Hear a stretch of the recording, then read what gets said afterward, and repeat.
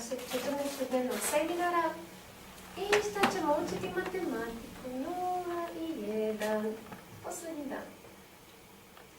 Sretna sam ih tako na Bogu što smo zajedno nešto ovih 14 dana ipak naučili korisno za naš život. Ja sam čula da su neki posadili ječam, pšenicu, naraslo, donijeli meni. Pa eto, ja sam mogla i da rodove onoga što smo sijali, da je to propalo.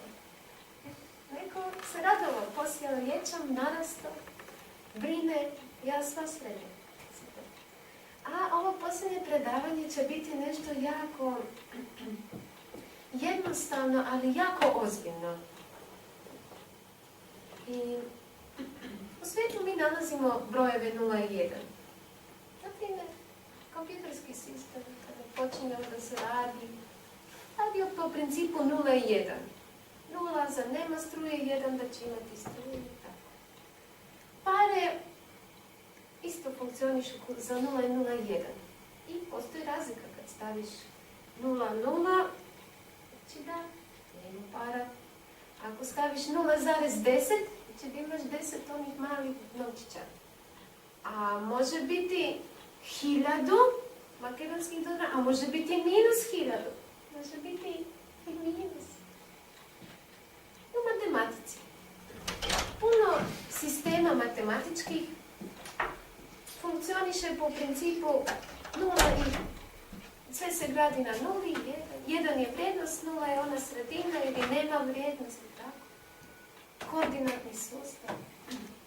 Temperatura, kada je 0, granica. 1 nije mrzlo. -1, mrzlo. Naša centrala što nas grije ovdje, neki su, vidim zadnji red je pun. Zato što tamo je radijator. A naša centrala funkcioniše tako što ima 0 piše 1, ako stisneš na 1, greje, ako staviš na 0, gasi. I mnogi drugi uređaji. 0 znači nema struje, to se još naziva off, a 1 znači ima struje, to se naziva on. Dakle, jednim klikom na 1, eto struje, istim klikom, istim potez, ali na 0 nema struje. Ima struje, uređaj radi, nema struje, uređaj ne radi. Jako je. Mi smo stvoreni isto tako da radimo po principu električne struje. Naše srce dobija električni impuls i pumpa. Srce vam je jedna električna pumpa za krv. Električna pumpa za krv. Krv je naš život u materijalnom smislu. Znači, da nema te pumpe, ne bi išla krv, ali i sama pumpa nije dovoljna. Mora biti i krv, kao ono gorivo, kao benzin. I ta krv donosi život ili nama potrebne sastojke u naše ćelije. Donosi hranu, donosi i kisik da ćelija može da diše. I koji proizvode ti sastojci na temelju tih malih stvari, male stvari što ne vidiš okom, oni proizvode energiju. Znači jedna mala stvar proizvode jednu veliku stvar. Da možemo čak da se krećemo ili trčimo čak. Eto, lijepo je kretati se, ali još je bolje kad možeš i trčati jer zdravije možeš vježbati i bolje mišiće. Kad ima struje, srce radi. Kad nema struje, ne radi. To je kao neprestano gašenje i paljenje svjetla. Ja ću to pokazati, a vi to znate.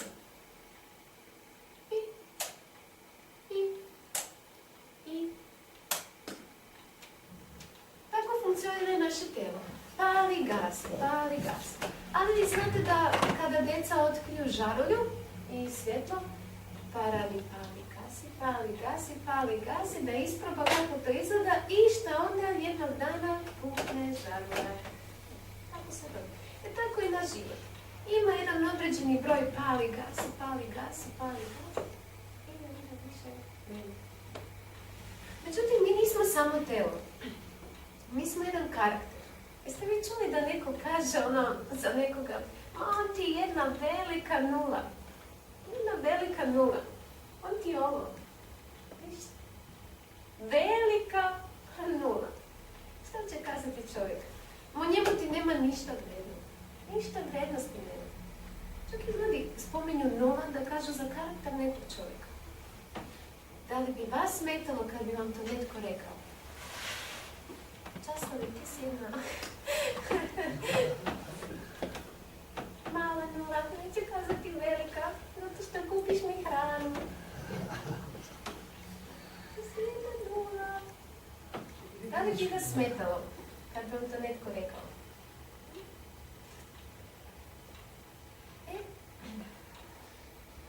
Isus je razgovarao jednom prilikom sa učenim ljudima njegovog vremena. Šta su čitali Bibliju? Ne samo čitali, nego i nosili napisano to ovdje da ne zaboravi. Njima kaže, pregledajte pisma. Vi pregledavate pisma. Jer vi mislite da u njima imate život večni. I ona svjedoči za mene. I nećete da dođete k meni da imate život. Što to znači? Drugim rečima, sam vaš studij Svetog pisma nije život. Nije život. Učio, cijeli život učio, dobio diplomu još. On kaže, to je jedna nula. Ja sam jedan. Ti pregledavaš pismo, nećeš doći k meni, i imam život.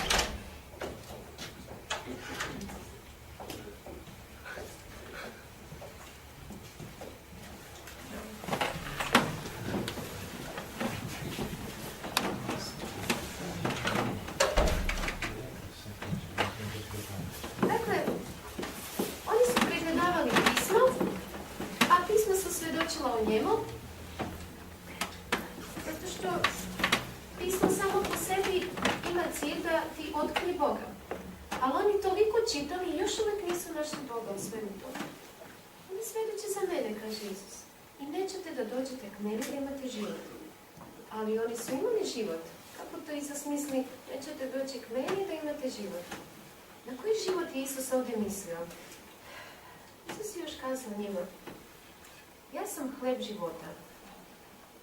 Očevi vaši, kad je Izrael bio u pustinji, jedoše mana u pustinji. Padao je kruh sa neba. I šta je bilo? Je li taj kruh pao s neba kruh? A šta im se dogodilo? Pogledaš. Ovo je hleb koji silazi s neba, da koji od njega jede ne umre. Ja sam hleb živi koji siđe s neba, koji jede od ovog hleba živeće vavek. I hleb koji ću ja dati, telo je moje, koji ću dati za život sveta. A Jevreji se prepiraju među sobom govoreći, kako može ovaj dati nama telo svoje da jedemo? To zvuči, ne znam da li su se oni pretvarali ili oni stvarno nisu razumeli. A Isus im reče, zaista vam kaže, ako ne jedete telo Sina čovječeg i ne pijete krv njegovu, nećete imati život u sebi. Ko jede moje tijelo i pije moju krv, ima život večni. I ja ću ga vaskrsnuti u posljednji dan, jer je tijelo moje pravo jelo i krv moja pravo piće. Ko jede moje telo i pije moju krv, stoji u meni i ja u njemu. Ovo je hleb koji siđe s neba. Ne kao što vaši očevi jedoše manu i pogriješe. Ko jede hleb ovaj, živeće vavek. Ovo reče u zbornici kad učeš u Kapernaumu. Tada, ko se sad sablaznio ovu njegovu nauku? Mnogi od učenika njegovih koji slušaše rekoše, ko ne može slušati? A Isus znajući sebi da učenici njegovi viču, ne mrmljaju na to, reče, zar vas ovo sablažnjava? A kad vidite Sina čovječeg da odlazi gore gdje je prije bio, duh je ono što oživljava. Tijelo ne pomaže ništa. Riječi koje vam ja rekao, duh su i život su. Ali imaju neki među vama koji ne vjeruju. Jer znaše Isus od početka koji su što ne vjeruju i ko će ga izdati. Ja pozivno, Isus je znao. Je čitao misli ljudi. Od tada mnogi od učenika njegovih, što kaže? Otidoše natrag i više ne iđohu s njim. Mnogi od učenika njegovih. Zašto? Zašto su oni otišli? Isus je kazao jednu stvar. Nije bilo prvi put da Isus kazao neku stvar što ljudi ne razumiju. Isus kazao je to tvrda pesma. Što njima zapravo htio kazati? To nije došao da da njima materijalne blagoslove. Šta su oni htjeli? Kruh, što pada sa neba. Drugim riječima materijalne ihode. Ne blagoslove. On njima kaže, oni su jeli onaj kruh, onaj materijalni kruh, ali oni su svi pomrli u pustini. A ja sam kruh koji je sišao s neba. On je došao da da ljudima duhovni život. I oni su se sablaznili u to, zato što su shvatili da ako budu slijedili Isusa, neće on njima dati pare, neće on njima dati neku slavu ovdje, nešto tako. On je došao da da duhovni blagoslov. Kažu, tvrda ova beseda, kao da on priča nešto. Znali su oni dobro. A Isus reče 12-torici, da nećete i vi otići. Ostavim slobodnu volju svakom. Zašto nisu oni otišli? Tada mu odgovori Simon Petar. Gospode, kome ćemo ići? Ti imaš riječ vječnog života. Kome da idu? Ovima što se uvijek samo svađa. Uvijek se nešto prepiju. Nezadovoljni, trče za parama ovdje, ali za ego kućite. Ovi ljudi i sve tema. Imaš riječ vječnog života. Oni su išli za Isusom ne radi toliko materijalnih. Htjeli su oni nešto, htjeli su oni biti isto nešto. Ajde da ne budem baš zadnja krpa na ovom svijetu. Ali oni su ipak ove duhovne stvari htjeli. Osjećali su da u njihovoj duši nešto fali. I su išli za njim. Kakvu silu imaju te Kristove reči? Kažu u Bibliji da reču Gospodnjom nebesa se stvoriše. I duhom usta njegovi sva vojska njihova. Jer on reče i postoji. On zapovjedi i pokazuje se. Mi to ne možemo razumjeti. Zato što niko od nas nema tu silu da kaže neka sada ovdje bude jedna puna košara banana. Ja volim bananu. I ja se stvorila ajde neka bude. Trudit će se svom snagom svog uma. Možda kaže mi nešto ovako, banana, banana, banana. Ništa. A Bog samo kaže, ima izvještaj i u Lazaru. Lazar iziđe napolje. Mrtvi čovjek ustane. Bogu nije ništa problem kazati nešto. On ima silu, on je stvoritelj. Nismo to. Mi to ne možemo razumjeti.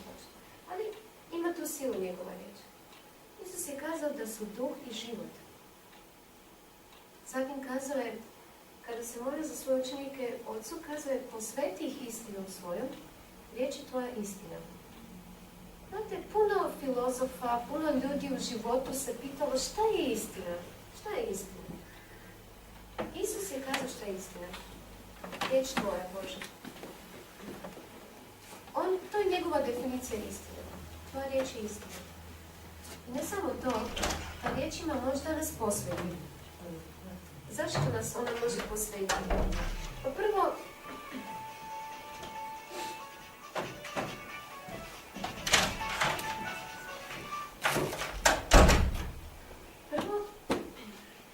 zašto nas ona može posvetiti?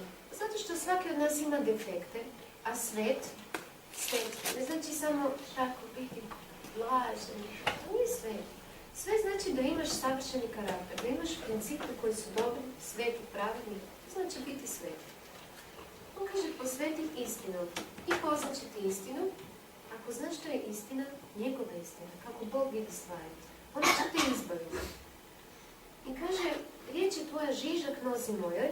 To znači ako ja u životu želim, svaki naš život je kao jedan put, svaki od nas hoda životom. Kaže, riječ je tvoja žižak nozi mojoj. Znači ja kada izaberem Božju reč, da ona bude moj princip ili vodič u životu, ja ću vidjeti put.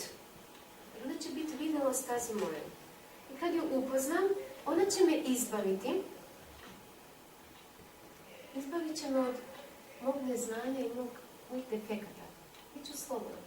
On neće više vladati na ovom. A zašto čovjek nema sam po sebi večni život? Tako, zašto mora on taj večni život da ga nekako primi, da ga nauči, da ga shvati? Zašto ne može to doći iz njega?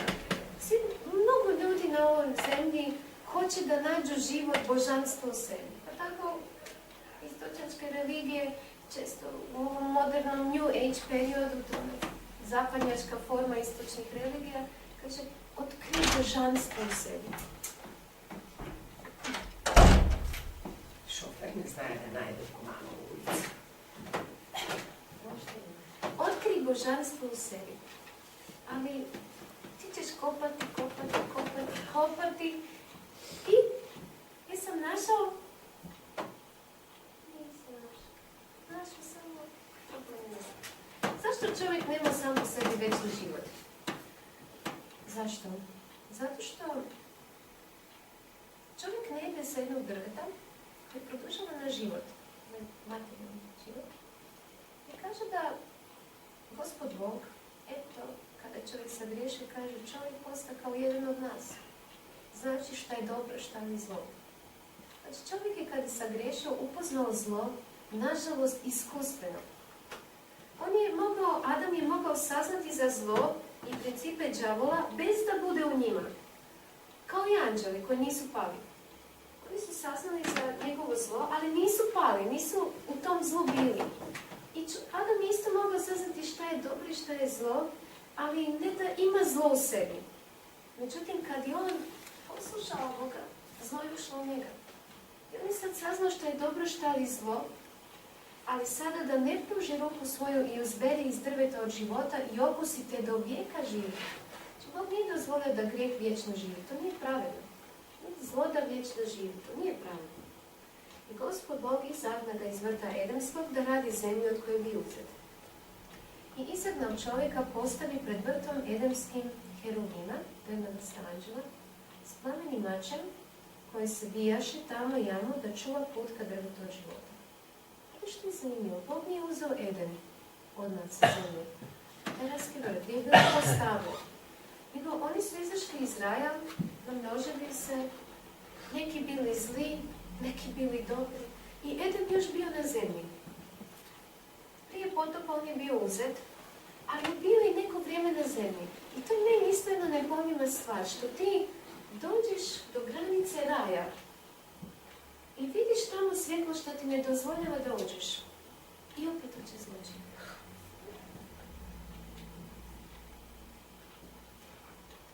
Zbog svoje nepravednosti, bolesti, zato čovjek nema sam po sebi večni život. Zato što nismo pravedni. I grijeh je kao jedna zaraza. To ne dozvoliti da u vječni sistem uđe neko koji je zarazan, da širi zlo. Pa đavo, mislim, ako je baš Bog gledao ko je vredan, onda bi prvo đavola sačuvao nas nebu, zato što on bio mnogo talentiraniji, sposobniji, mnogo više znao od svih nas. Ali đavo nije htio svoje principe. I ne mogu ići dva zajedno da ako se ne sjeća. I on je mislio da će naći nešto bolje. I tako i Adam i Eva, da će ti kao bogovi, da za njima zmija. Znači, otkrićeš ti nešto super van Boga i van neposlušnosti. I tako Bog isto. Zašto da imam zarazu?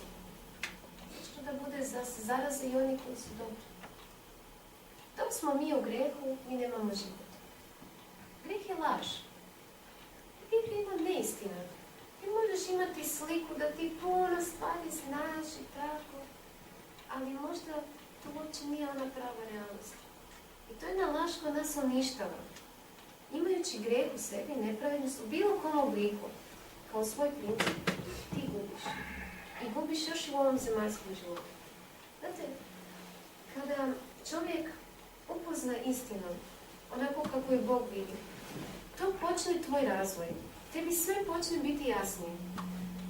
Imala sam 16 godina kad mi je prvi put u ruku došla Biblija.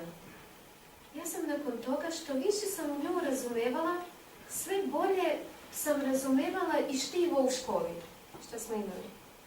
I ovaj život, i sebe, i druge ljude. I počela sam puno brže da nešto donosim zaključke, da proceduiram. Imam bolje rezultate. Istina uvijek te unapređuje u svakom smislu, kao da ti izoštrava Međutim, oni njemu kazali Isusu, kada njima kazao poznaćete istinu, istina će vas izbaviti. Oni su mu odgovorili, Nismo seme Abramovo. Abram, onaj veliki čovjek, znaš, ono što je žrtvovo Izaka, šta Bog mu govorio, mi smo njegovo seme. I nikad nismo nikome robovali. Kako ti govoriš da ćemo se izboriti? Dobro. Oni su sad ovdje malo govorili, a nisu bili svjesni što govore, istovremeno su bili robovi podringani, mali, oni su to tako, da su oni nešto, svi ih slušaju, oni sad kažu, nismo mi nikome robovali. Kako ti govoriš da ćemo se izboriti? Isus im odgovori, zaista vam kažem, da je svaki koji čini grijeh, robite. Još jednom Isus njima kaže, s grehom ti nisi samo nula, nego si još u minusu. Ti si minus, zato što kad si ti rob, ti nisi, da kažeš, slobodan, a nemaš ništa. To je nula. Nego kad si rob, ti ne možeš sam sebe osloboditi, ti si u minusu. Znate, današnji svijet je pun kredita. Pun ljudi što imaju kredite, žive na kreditima i banke na njima sjede, na njima i na njima žive. Na ljudima što su robovi. Ja sam nama jučer kazala da mi se čini da ovaj svijet je kao koncentracijski logor. I znate, to je istina. Svijet je pun robova. Neki kažu, ne možeš danas ni preživjeti ako nemaš kredit. Amerikanci i kreditna kartica je njihov najbliži drug uđe. Kreditna kartica. Da si kupiš ovo, ono i tako kupujući se prodaješ. Ali za mnogo ljudi je greh dobitak. Tako oni to vide. Što ja više, na primjer, danas nije popularno biti baš pošten. Zato što to se malo tako, da si pošten. Zato što nećeš napredovati. Neki ljudi iz moje familije, kada sam ja kazala, znate što, ovo je meni princip, ja to ne mogu drugačije. Oni se uplašili, kako ću napredati u životu? Ću imati par. Kako ćeš ti opstati u ovom svetu? I činilo se kao da ja gubim, ali ja nisam ništa izgubila. Tako, nama se čini da ipak život u ovom grehu malo nepravnosti, malo tu, malo tako. To je dobitak, da je to za dobit, da je ipak nešto. A to je samo jedna prevara. Zato što Isus je kazao, ja sam život, a odvojeno od njega nema što misliti.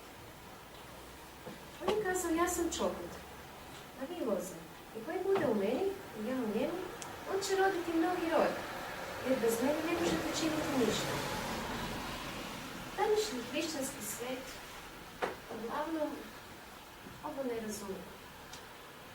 Oni, uglavnom skoro svi hrišćani, jer da su oni tako da imaju rodove Isusa, ovaj svijet bi bio zlatan, to bi bilo super. Ali oni sve puno znaju, a rodovi, oni su jedna sova loza, imaju možda izgled, ali rodovi. Znate, svaki vinogradar što ulaže u vinograd, pa pitajte ljude što su vinograd, on se brine za taj vinograd. Gledaš šta ima, on ga okopaš. I onda kad dođe vrijeme berbe, šta? Ideš u njega i gledaš investiciju. Šta si ulagao, sad gledaš rodove. A Isus šta? On kaže za tu svoju lozu koja je trebala biti na njemu, vinograd, ova zemlja. Šta on kaže? Kako će ona biti kad dođe? Ali sin čovječi kad dođe, hoće li naći veru na zemlji? Eto, tako će biti s nami. Tolike i ljudi se zovu hrišćani.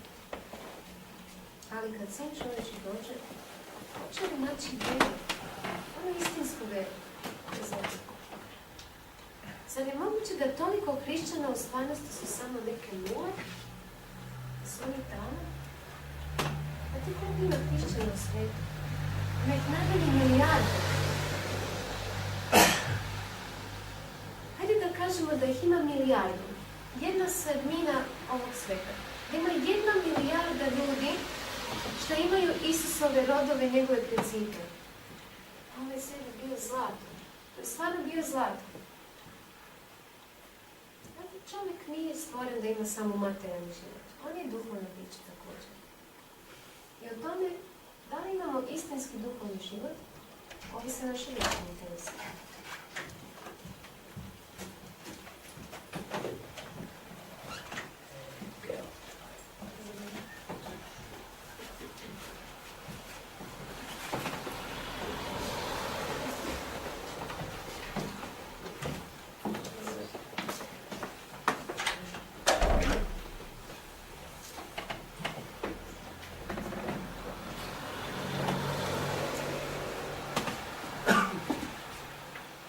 Bez Isusa mi nemamo život koji bi mogli imati.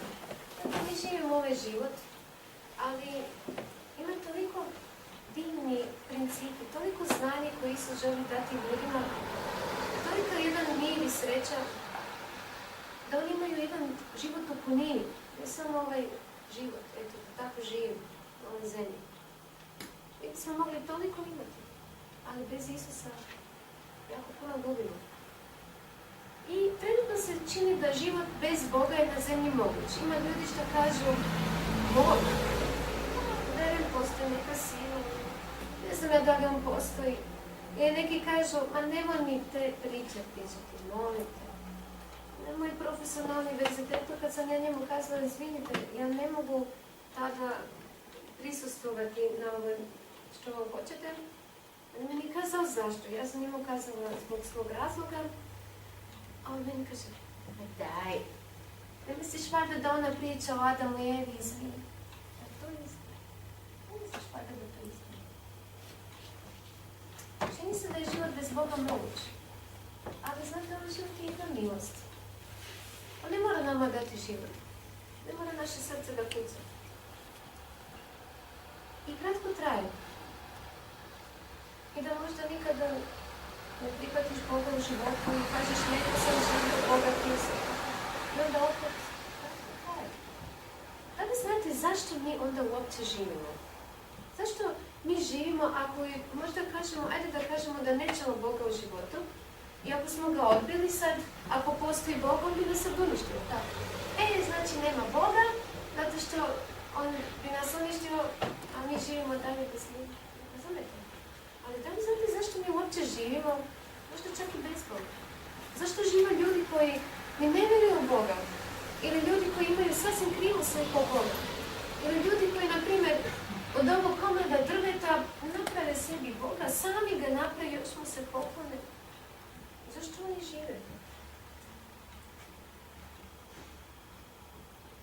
Zato što kad je Bog kazao Adamu, jedi slobodno sa svakog drveta u vrtu, ali s drveta od znanja dobra i zla s njega ne jedi, jer u koji dan okusiš njega umrećeš, zašto nisu odmah oni umrli? Imamo izvještaj da je Adam živio još puno godina nakon toga. Zašto nisu odmah umrli? Ako je tako kao Bog kaže da ako pogrešiš, da te čeka smrt, oni su na kraju umrli, ali zašto nisu odmah umrli? Peto otkrivenje 13.8 se spominje da postoji jedna knjiga, životna knjiga Jagnjeta, i to jagnje je bilo zaklano od postanja sveta. To jagnje je zaklano od postanja sveta. Kaže da je Jovan Krstitelj kad je vidio Isusa, da bi puštao na Jordanu, da ide k njemu i reče ljudima oko njega, gle jagnje Božje koje uze na se grehe sveta. Zašto to jagnje bilo zaklano od postanja sveta i to jagnje Božje što je trebalo napraviti? Uzeti na sebe grehe sveta. Čije grehe? Zašto mora biti od postanja sveta? Zato što je Adam sagriješio. Znači u onom trenutku kad je Adam sagriješio moraju biti posljed. Moraju. Ne možeš ti stati pred Bogom pravednim, a ti si njegov smrt. Odbojao se od života odmah smrt. Isus, kao jagnje Božje, on je se stavio između Boga i čovjeka kao posljednik. Kada je Adam sagriješio, čekala ga je smrt, a Isus je stao i kazao, ja ću kazati. Znači, ja kazujem. Od Adama pa sve do posljednje osobe koja će živjeti na kraju ovog sveta, do kraja vremena, najvjerojatnije Bože koji stoji između. Koji kaže ja ću platiti cijelu. Zašto nisu oni odmah umrli? Zato što je bio plan spasenja napravljen. Sad vi ćete se pitati možda, ali đavo on je isto pao. Zašto za njega nije bio napravljen plan spasenja? Znate zašto? Zato što je đavo znao Božji karakter i unatoč tome se odlučio da će ići svojim putem. Adam i Eva su bili kao neke male bebe. Oni njega da su nešto upoznali Boga. Nisu oni znali sav karakter Božji, svu njegovu ljubav i pravednost. Nisu znali. I Isus je mogao za njih učiniti nešto. Za nas. Zato mi još imamo šansu. Ono kad sam jučer kazala, kada ti dođu one misli, hoću da umrem, ne slušaj, to je njegova sudbina. Ti ne moraš da umreš. Postoji jedna osoba koja može riješiti ovaj problem, da se vratiš u taj sestru. I zašto je tako strašna kazna za grijeh? Neki ljudi, sjećam se, razgovarala sam s njima i pitaju me tako, zašto tako? Ne mogu razumjeti tu Božju pravednost. Tako ne možemo baš razumjeti Božju pravednost, zato što smo pod milosti. Mi živimo zato što milosti, Isus je pokazao milost nama i dao nam još vremena da se odlučimo, da upoznamo Boga i da se odlučimo stvarno kome želimo. Da imamo šansu da se odlučimo. Onda se mogla ostaviti da nemamo šansu ni da se odlučimo. Da padnemo po nego klijevu, s okrenim doženjem. Ali on je ostavio ovo vrijeme života da mi još nešto razumijemo, da se odlučimo. Zašto je tako strašna kazna za grijeh? Zato što grijeh je sam po sebi zlo. On sam u sebi već samo uništava. I kakav izgovor možeš naći za zlo? Možeš naći izgovor za zlo. I da bi se uspostavila veza sa Bogom nazad, to ipak uključuje jednu poslušnost. Današnji hrišćanski svijet ima generalno krivu sliku što znači veza s Bogom. Veza s Bogom nije jedna emotivna stvar. To je jedna jako ozbiljna stvar. Radi se o principima života. I da bi ti bio istinski hrišćanin, potrebno je da budeš poslušan. A Isus kazao ovima što su se toliko mučili, ali mnogi hrišćani danas se čitaju Bibliju, a vi nećete doći k meni da vi imali život. Čitali su Bibliju. To možeš biti ti. To mogu biti ja. Ja mogu čitati, mogu vama držati predavanja i čitati vam ne znam koliko stihova bitnih, ali osobna veza, ona znači, samo jedna lijepa ambalaža. Što s talentima? Znate, neki ljudi, jednom prilikom sam govorila tako da mi bez Boga smo zapravo ništa. Ovaj život je samo jedna milost. I ako stvarno želim imati jedan život, da znam što je istina, da budem duhovni život da imam, ja trebam Isusa. Ja sam kazala, mi smo nula. Jedna osoba, hrišćanka, naljutila se. Naljutila se. Ja kažem, zašto ti se to ne sviđa? A to je jedna lijepa vijest. Ako si ti nula, Bog ti može biti sve. Ona je kazala, šta s talentima? On mi je dao talente. Imamo mi neku vrijednost. Ali i iPhone ima talent. Klikaš tamo, ovamo, svašta nešto napravi, a kad nema električnu struju, gledaš ga, on gleda tebe i ništa. Možeš lupati, ništa. Ili kao slika u okviru. Ti možeš napraviti svoj život, da bude sa ne znam šta svi dela, uspjesi, ovo, ono. I sve taj život možeš staviti u jedan okvir u obliku nule. Okvir za slike, sav tvoj život. Svi naši talenti nemaju baš vrijednost. Znate što? Nemaju baš vrijednost ako ih ne koristimo za dobre stvari. I to se možda nekome čini, ako ja ću sada služiti Bogu, da ću ja izgubiti sve svoje talente. To uopće nije istina. Pa Bog nam ne želi uzeti talente, on nam ih je dao. Nije nam dao da nam ih uzme. Ali je problem kad mi te talente ne koristimo u suradnji s njim, onda oni nemaju nikakvu vrijednost. Samo je to tako živiš, radiš nešto za sebe, malo nešto. Da li vam malo zvuči kao ograničavanje što uvijek trebamo Boga? Ovdje da smo ovisni i tako. To će biti slobodan, pogotovo mladi ljudi. Neću više mama tata, neću ja sam nešto. Znaš, Isus kaže, bez mene ne možete učiniti ništa. Pa eto, toliko ljudi, toliko pametnih, toliko sposobnih ljudi pokušavalo godinama, proveli, pisali knjige, radili djela, pokušali da dosegnu oni sami sebi savršenstvo. Nisu uspjeli. I što je jako zanimljivo, što danas u školama se uče upravo njihova djela. Da se ne čitaju toliko grčkih filozofa. Nije li cijeli edukacioni sistem baziran po principima grčke filozofije? Pa ipak, čak ni ovo čovječanstvo našeg vremena nije shvatilo da pokušavali, nisu uspjeli. Nema li toliko dokazanih vjernika u raznim religijama koji se muče radeći velika djela i što ne nađeš na budućnost. Nisu li neki meditirali i došli do tačke da mogu hodati po kamenju koje je užareno? Nisu li neki napravili sa demonima pakt? Imaju velike sile. Nisu li postali savršeni? Nisu.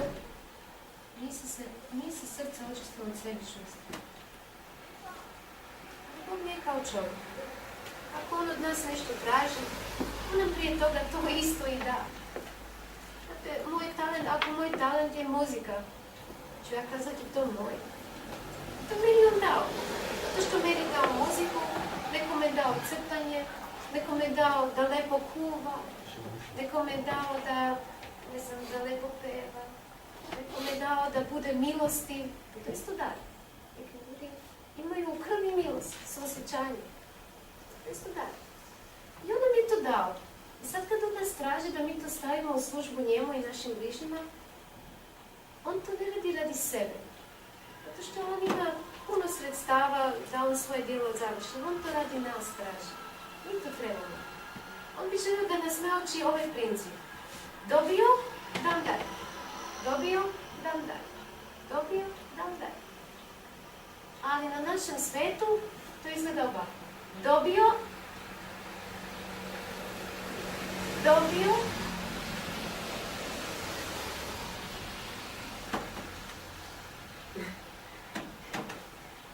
dobio, 3 tačke. Ne da dalje. Dobio, stavio u džep. On želi naučiti veliku lekciju davanja. Znate zašto? Je to njegov karakter. Ako želim doći u nebo, tamo nema ja i moja kuća i treba otići u posjetu, zovi ti, napravi plan da će doći. Tamo je sve za druge. I to je velika radost. To je njegov karakter. I sad neki ljudi možda kažu da nema on važnijih poslova. Šta sam bavio ovdje sa zemljom kad i onako ljudi neće da me slušaju? Oni ljudi su ti sebični. To su meni puno puta ljudi kazali, koji možda ni ne vjeruju u Bog. Kazali su mi, ljudi su ti sebični. Šta se ti trudi za njima, neće ti se oni. Ima Bog možda neki važniji poslovi tamo da upravlja nekim drugim planetima, s onima što su dobri. Šta će se on baviti ovima što onako neće da slušaju? Zašto se on toliko trudi? Zato što je to njegov karakter. Znate što je bila posljednja Isusova slika učenicima? Kaže, a pred praznik Paske, znajući Isus da mu dođe čas da pređe iz ovog sveta k Otcu, kako je ljubio svoje koji vijeku na svetu do kraja krug.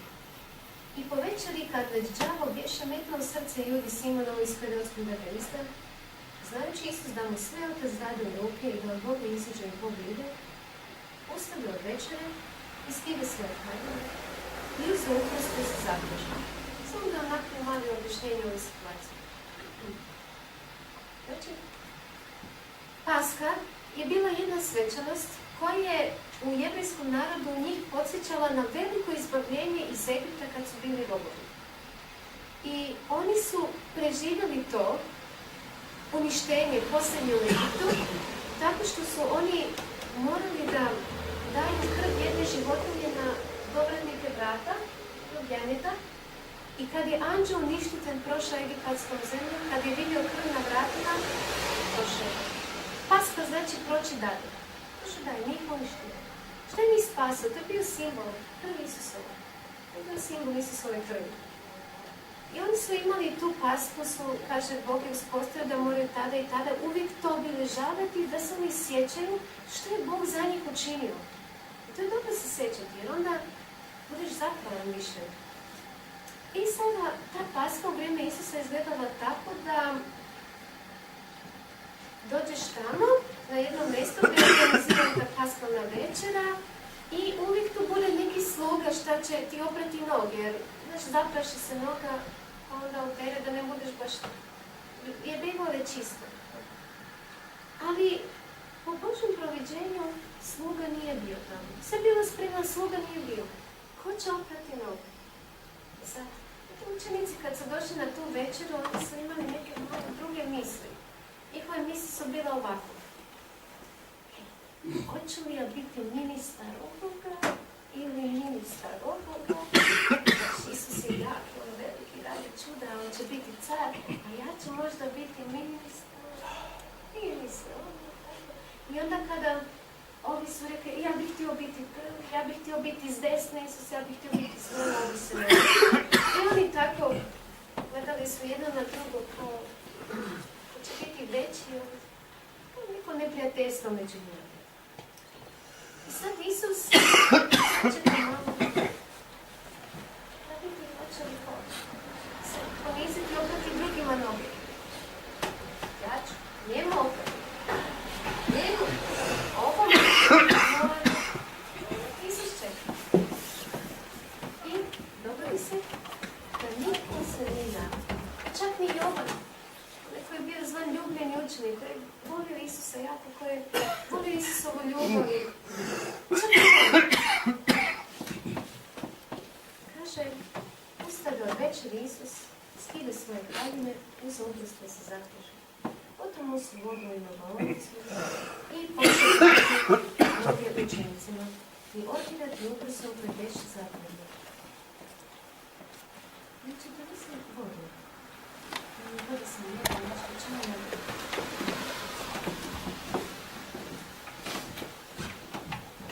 Ne brinite, to se uvijek dogodi, to se uvijek može dogoditi. Nema pozdrav. Zatvoren je za to. Ali naprijed će se problem, možda neko će gledati. E sad, onda dođe k Simonu Petru i on mu reče, Simonu je sad bilo jako teško, zato što on se sad posramio, da njemu Isus pere noge. Kaže, Gospode, zar ti moje noge da opereš? Isus odgovori i reče mu, šta ja činim, ti sad ne znaš, ali ćeš poslije znati. Reče mu Petar, nikad ti nećeš oprati moje noge. Isus mu odgovori, ako te ne operem, nemaš deo sa mnom. To je jedno malo tako, ja sam isto kad sam čitala prvi put ovako zamislila kad bi Isus morao oprati moje prljave noge. Malo te sram. Ali za Isusa to nije ružno. To nije za njega poniženje. To on želi.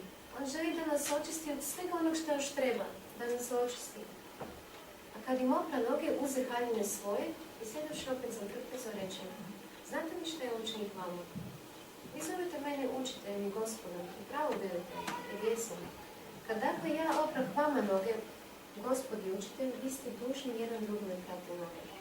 Jer ja vam dadu ugled da i vi tako činite, kao što ja vama učinim. Znajući Isus da mu dođe čas da pređe za ovog svetog Otcom, kako je ljubio svoje, koji je vijek na svetu, do kraja. To je njegov karakter. To je postavljeno pitanje, zašto se Bog toliko trudi oko nas? Zašto nas nije ostavio? Neće ni da ga sluša. Ali ljubav je princip kod njega, nije osjećanje, on ne gleda da je neko vredan ili dosad. Onako voli do kraja. I trčeći od Boga, mi samo gubimo jedan dobar odgoj. Neću li da čujem za Boga? Što je to? Odgoj. Čini se kao da je to dobitak, sloboda. Neću Boga, to je samo ograničenje. Ali to je zapravo jedan dobitak. ostaviš neotesan kamen, nesavršen. Iako imaš talente, može biti super talentovan, ali nisi ih naučio koristiti u njihovoj pravoj svrsi, a to je da posluži drugima. Ostane sebičnost u duši. Ako hoćeš sam, ostaćeš sam. Ako hoćeš ostati sam, neće Bog tebe siliti. Ostanit će. Želiš sam živjeti. I kako je to kad te Bog ostavi? Znate, kad je na Isusa bilo stavljeni gresi čovječanstva, da on sad radi nas plati cijenu naših prestupa, on tad se okrenuo lice na njega. Oko križa je bila tama. U tom trenutku Isus kaže, povika glasno govorići, Eli, Eli, lama sabachthani. Jest, Bože moj, zašto si me ostavio? Ovaj glas, to će biti onaj dan kad bi ljudi shvate da su oni sami izabrali da neće Boga u životu. I kada Bog prihvati njihovu odluku, onda će se čuti glas jada. Zašto si me ostavio? Znate šta je odgovor na to? Zato što se ti ne ostavio. Ti ne želiš. Ja čovečanstva svih vijekova onaj dan kad shvatiš što su izgubili. Zašto će jednog dana Bog morati ostaviti ljudi ovaj svijet? Neće se duh moj do veka preti s ljudima, jer su telo.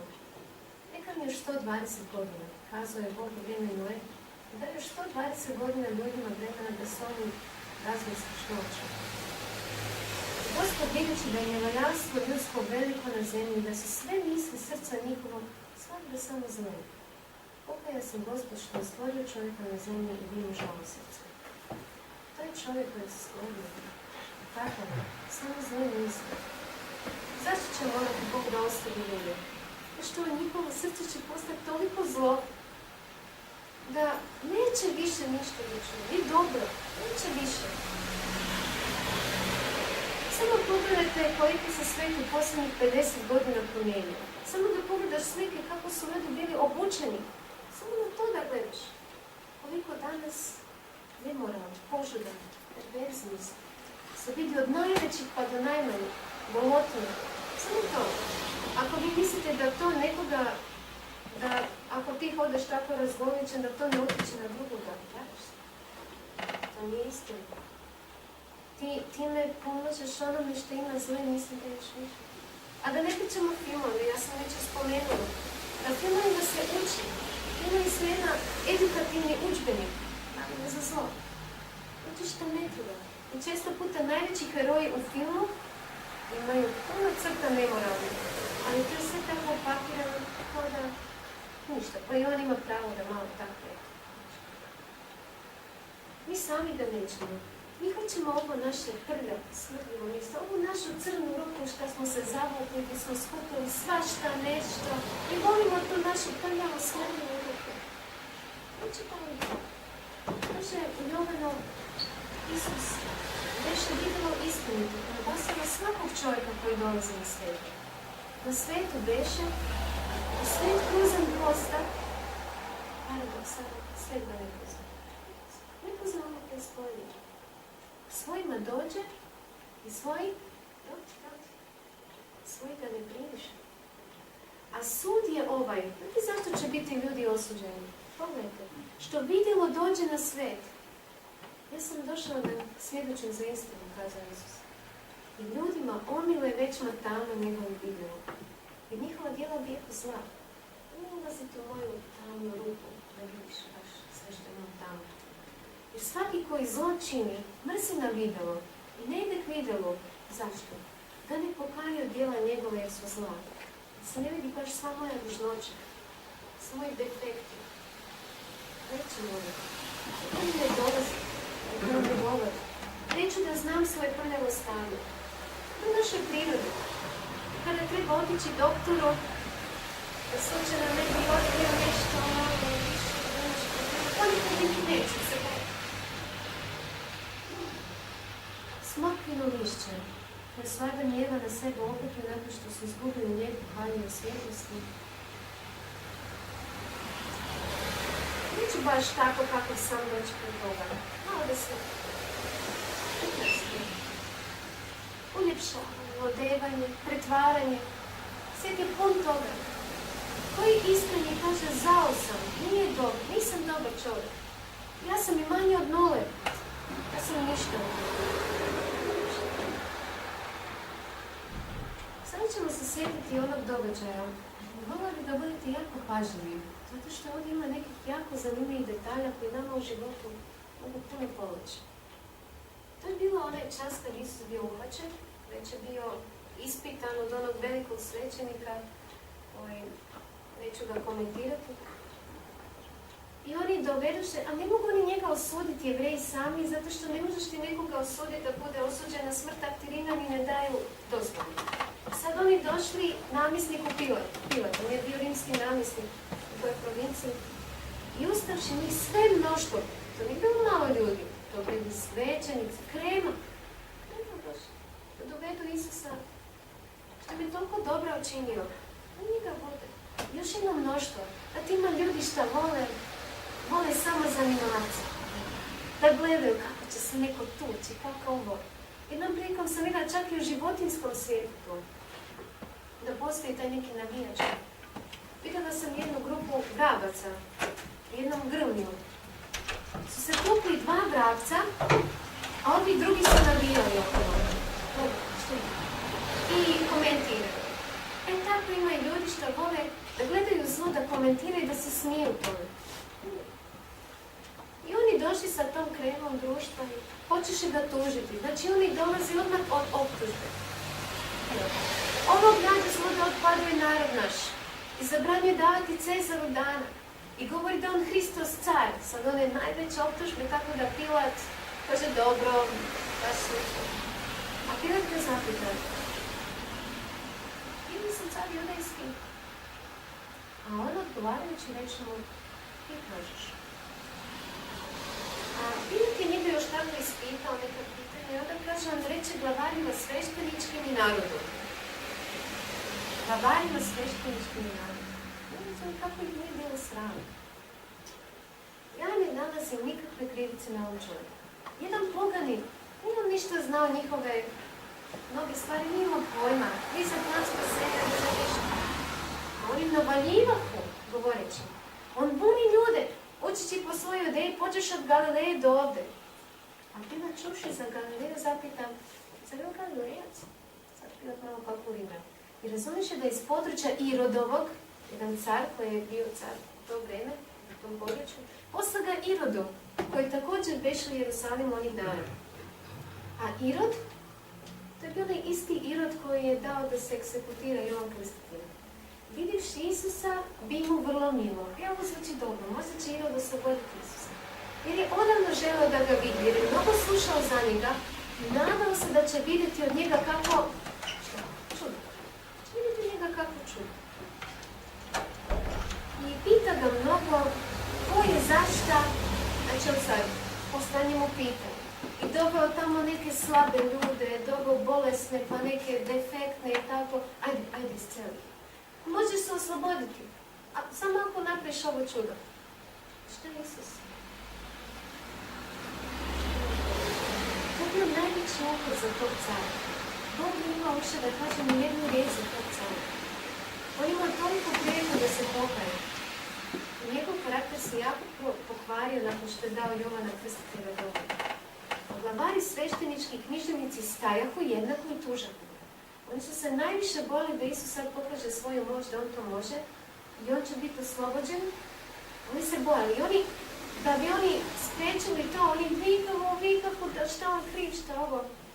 A Irod kad je vidio da Isus ne reaguje, se naljutio, to baralica, osramotivši ga sa svojim vojnicima i narugavši mu se, obuče mu belu haljinu i posla ga natrag Pilatu. Ali Irod se nije usudio da za njega odluči smrtnu presudu. I u taj dan se pomiriš, znate, politika je. Pilat i Irod se pomiriše među sobom jer prije bijehu u zavalju. Oni se sad pomirili, ovaj njemu dao Isusa.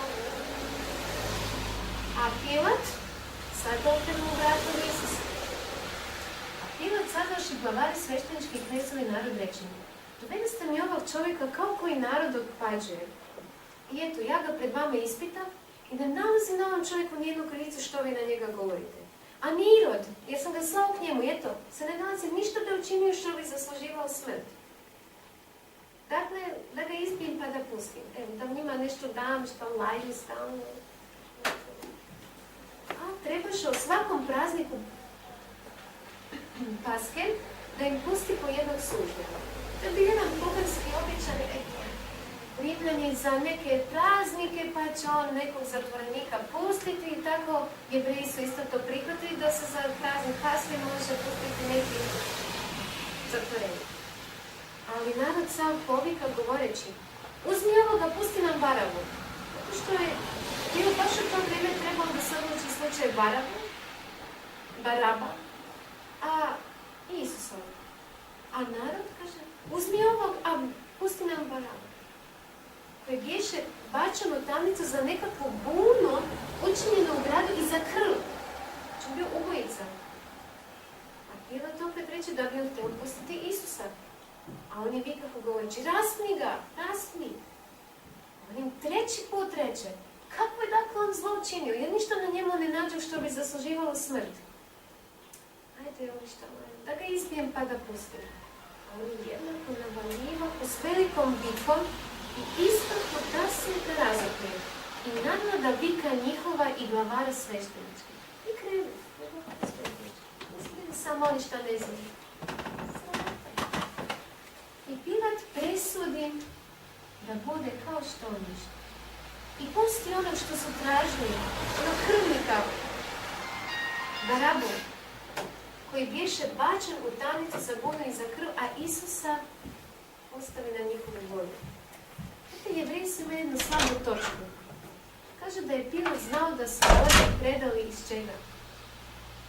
Iz zavisti. Zašto su oni bili Isusu zavili? Kažu, narod ide za njim.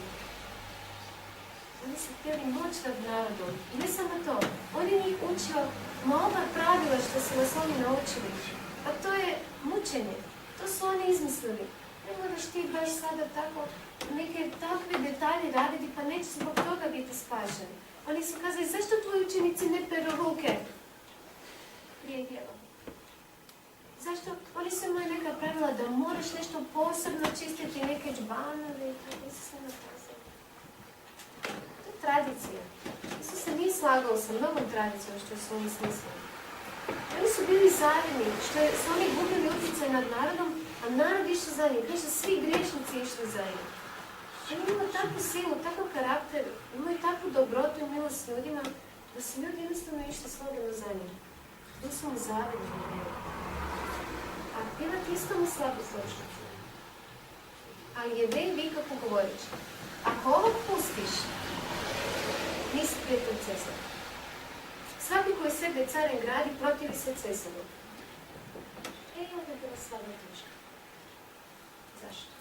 Zato što znate kako je to bilo u Rimu. U vrijeme, ne znam da li ste proučavali ovi stvari, šta dođe Cezar da kaže, to se eksekutira samo tako.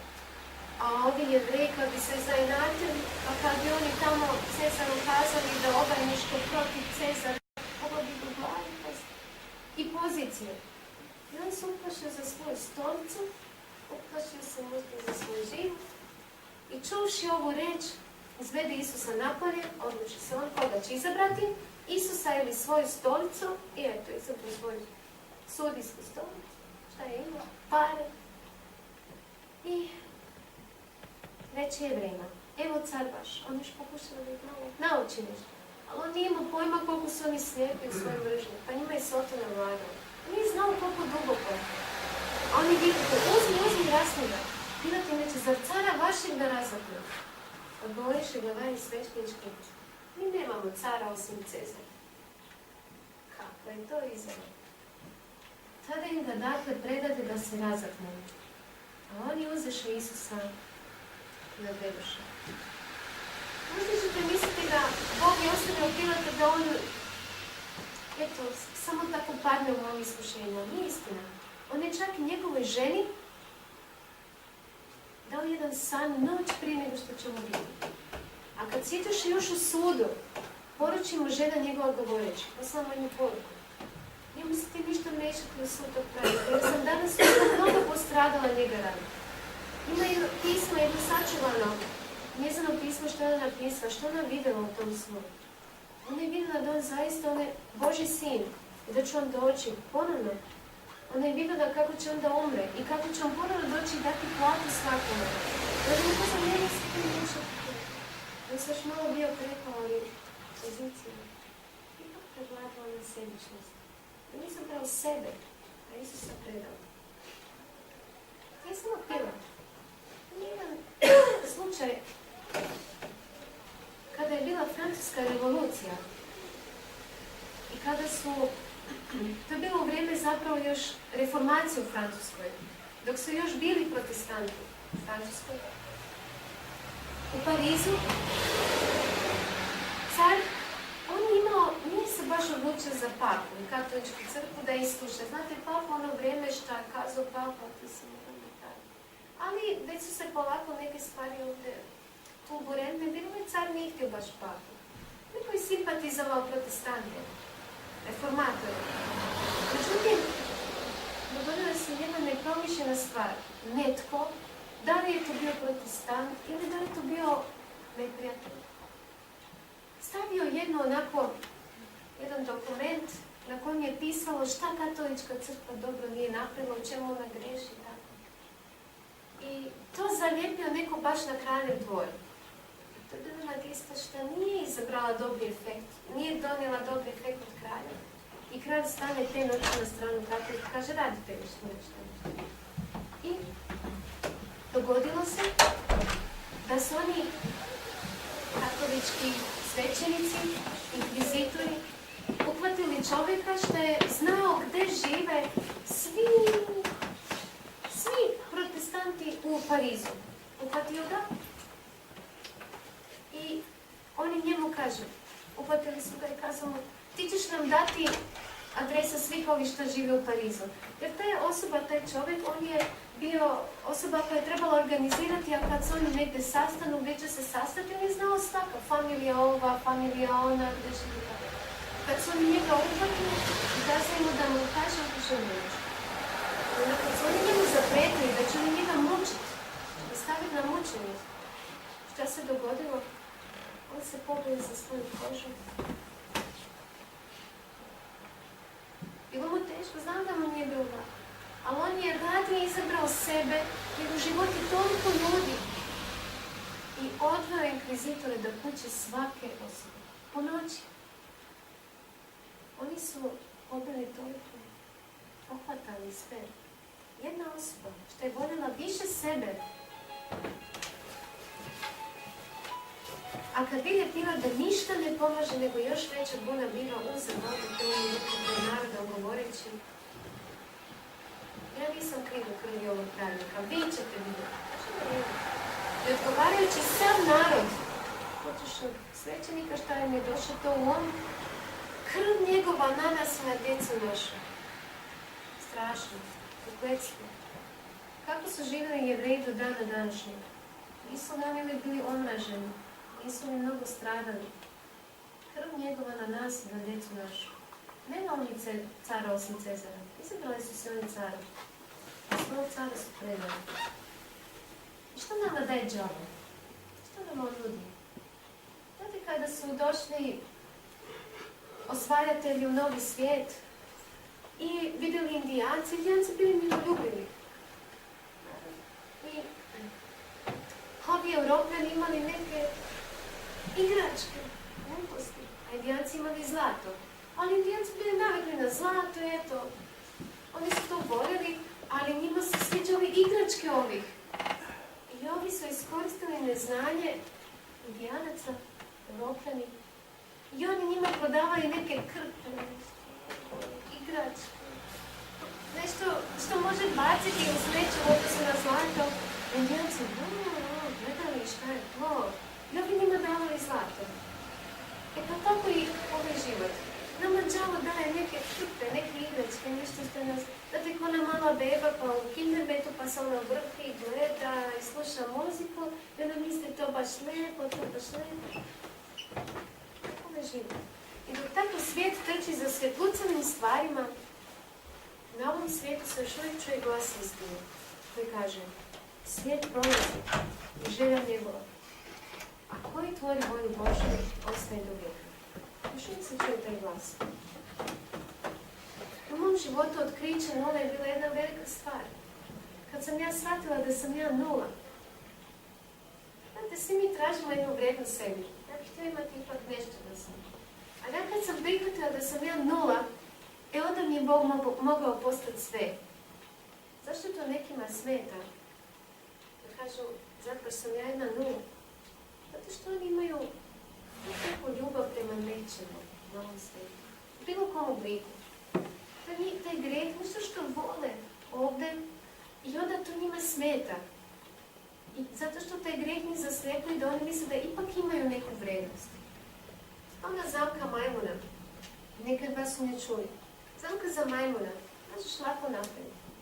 Staviš neku posudu. Posuda da bude uska, grlo, dovoljno da ruka prođe tako. Staviš unutra nešto što on hoće. On kada stavi ruku u to,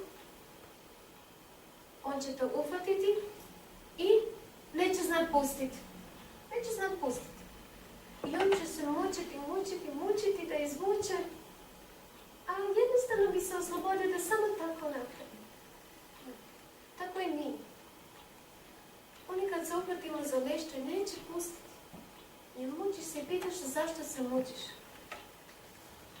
Isus im odgovori, zaista vam kažem da je svaki koji čini grijeh, rob grijeh, te drži. Ako ti to voliš, ti misliš da to ti daje nešto dobro, a ti si rob. Misliš da si slobodan, ali si rob samom sebi. To može biti neko osjećanje kojem stalno smatraš da je važno da ga imaš. Neki ponos. Može biti neka strast, apetit. Može biti neka misao koju samo gajiš. I onda Isus je mora njima kazati. Tako vam kazam, da ćete pomniti u gresima svojim. Drži, ali ćeš pomniti u njim. Jer ako ne uzverite da sam ja, pomnit ćete u gresima svojim. Za mene je zakon slobode, za nekad bio tlačiteljski. Biblija kaže da Božji zakon je zakon slobode. Ja sam osjećala da to mene tlači prije. Znate zašto?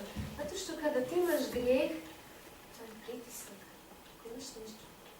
Ali kada ti pustiš grijeh, kada ti u tu pravilnost uđeš, kada ti počneš hodat pravilnim putem, to je za tebe sloboda i sila. To te oslobodi. Sada je zakon slobode moj život. Ja se jako lijepo osjećam u njemu, a u grijehu ne osjećam se dobro. Neću više. Ja sam sretna kada hodam pravilnim putem. Bog nas poziva na slobodu. Život s njim je slobodan. Život s grijehom je ropstvo. I da bi mi pobjedili grijeh, potrebna je sila ljubavi, na čisti sebičnost. Ne možeš ti ljubav stvoriti ako si sebičan. To je nešto što se mora dobiti od Gospoda. To je jedna biljka nebeskog porijekla. Sada želim 3 dobrovoljca, da razumijemo 0 i 1. 3 dobrovoljca. Hoćete biti naš 1, 2 i još 1. Dejane, dobro. Dođite ovamo. Pa evo, stanite ovdje da vas vide ljudi.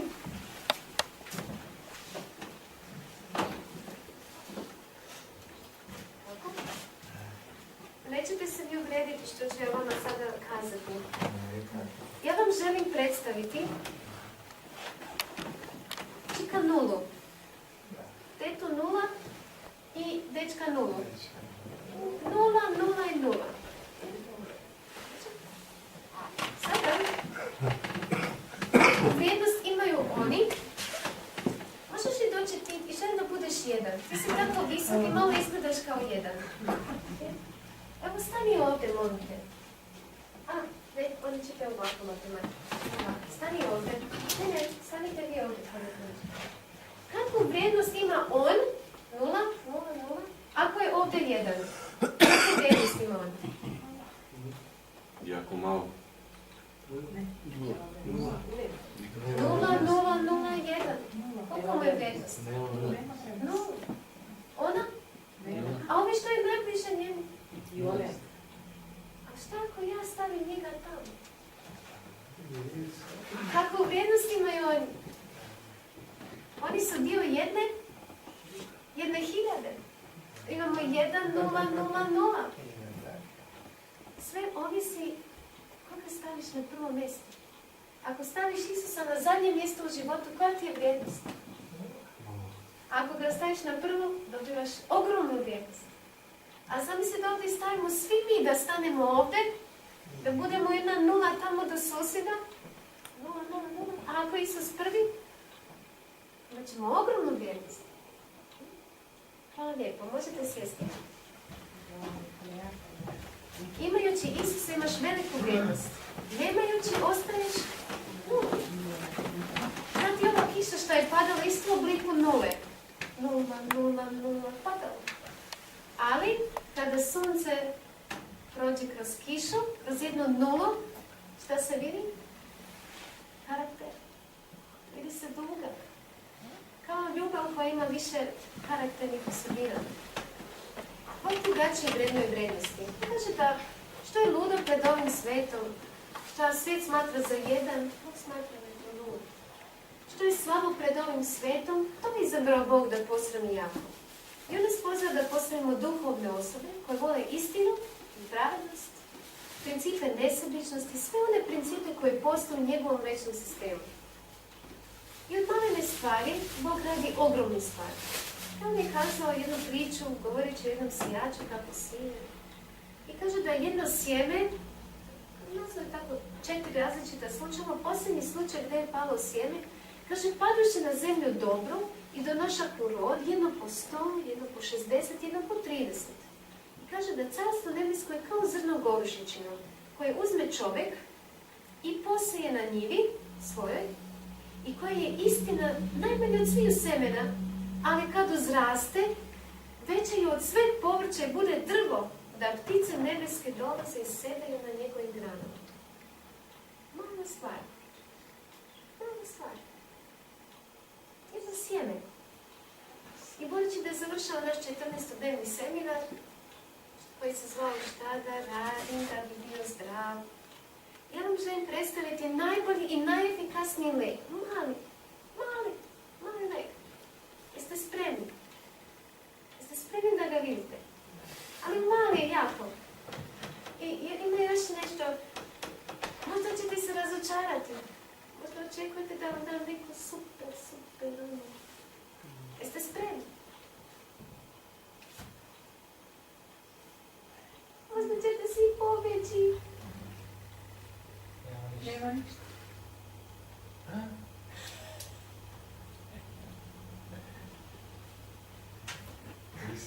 A pogledajte malo pola.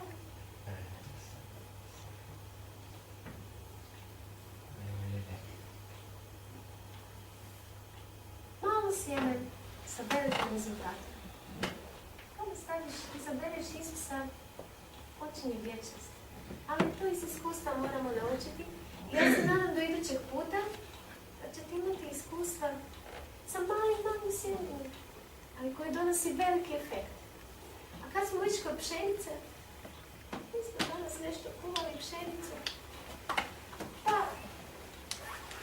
mogli bismo probati kako ima okus kuvana pšenica, zrno. Zato od jednog sjemena nastalo toliko zrna. Da ćemo probati kako ima okus kuvana pšenica sa malo meda. Gospodine, da ćemo zajedno.